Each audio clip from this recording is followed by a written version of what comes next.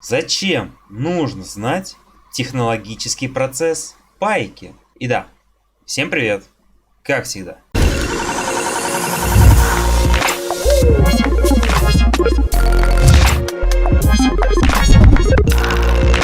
Итак, значит, прежде чем начать основную часть данного видео, хотелось бы сказать то, что данное видео является продолжением моего предыдущего видео, поэтому, чтобы понять текущее видео, нужно посмотреть предыдущее. Это первое. Второе. Это крайнее видео, которое я запланировал на тему о пайке.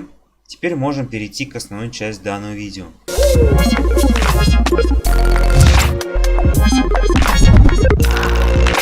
Значит, первое. Нужно зачистить паяльник, а точнее жало паяльника. Это делается двумя способами. Первое. Это механические, с применением напильника, может быть наждачки, кому как удобнее. И второе. Это химические. Химическая очистка производится 10% растворами серной или сернистой кислоты.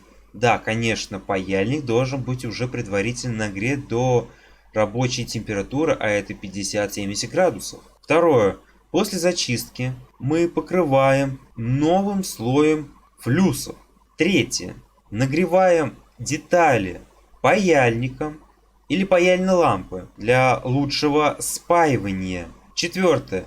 Предварительное облуживание с целью получения лучшего достижения прочности шва. Пятое. Скрепление деталей. То есть, когда мы сделали предыдущие операции, мы держим две детали, по крайней мере стараемся, до тех пор, пока припои не остынут. Шестое. Это введение припоя, его расплавление и последующими его удаление лишнего припоя. Это все, что я хотел вам сегодня рассказать.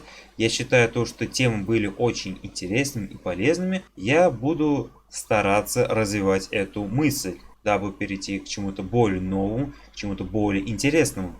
Также не забываем про лайки, комментарии. Если есть какие-то замечания, то пишите в комментариях.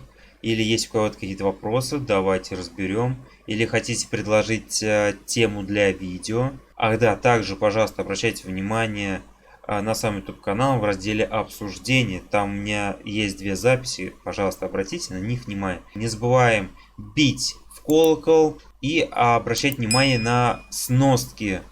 Не только на ссылки, но и описание по самому видео. А пока что на этом все. Всем спасибо.